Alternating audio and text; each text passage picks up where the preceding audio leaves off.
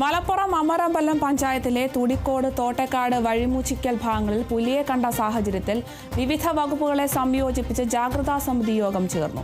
യോഗത്തിൽ ജനപ്രതിനിധികൾ, വനം, പോലീസ്, കൃഷി, മൃഗസംരക്ഷണ വകുപ്പ് അധികൃതരുമാണ് പങ്കെടുത്തത്.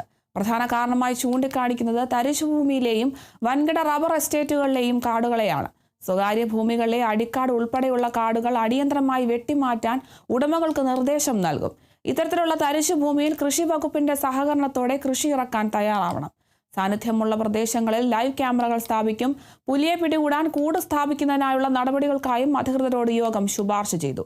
വന്യമൃഗങ്ങളുടെ സാന്നിധ്യമുണ്ടായാൽ വനം, പോലീസ് സേനകളുടെ സഹായമില്ലാതെ വ്യക്തികൾ സ്വമേധയാ തിരച്ചിലിനിറങ്ങരുതെന്നും അധികൃതർ പറഞ്ഞു. നമ്മൾ ഡിപ്പാർട്ട്മെന്റ് ഇങ്ങനെയുള്ള മനുഷ്യവന്യജീവി സംഘർഷം അഭിമുഖീകരിക്കുന്ന സ്ഥലങ്ങളിലൊക്കെ ഇപ്പം നമ്മൾ പറയുന്നതാണ്. അതൊരു ജനജാഗ്രതാ സമിതിയിലൂടെ നമ്മൾ തീരുമാനമെടുത്ത് ജനങ്ങളുടെ പൊതുവായിട്ടുള്ള ഒരു അഭിപ്രായ രൂപീകരണം സമന്വയിപ്പിച്ച് അത് നമ്മൾ ഡിപ്പാർട്ട്മെന്റിലോട്ട് നമ്മൾ കൊടുക്കുകയെന്നുണ്ടെങ്കിൽ അതിനൊക്കെ ഒരു നിയമപരമായിട്ടുള്ള ഒരു വാലിഡിറ്റി ഉണ്ട്, അതിനൊരു അർത്ഥമുണ്ട്. അതുകൊണ്ട് തന്നെ ഈ മറ്റു കൂടുവെക്കൽ പോലുള്ള മറ്റു കാര്യങ്ങൾക്കൊക്കെ പെട്ടെന്നുള്ള സാങ്ഷനും കാര്യങ്ങളൊക്കെ അംഗീകാരമൊക്കെ കിട്ടാൻ സാധ്യത കൂടുതലാണ്. മുമ്പ് കണ്ടിരുന്ന നമ്മൾ വനം വകുപ്പ് നിങ്ങൾ പരാതി പറയുമ്പോൾ വനം വകുപ്പ് നേരിട്ട് കത്തയക്കും.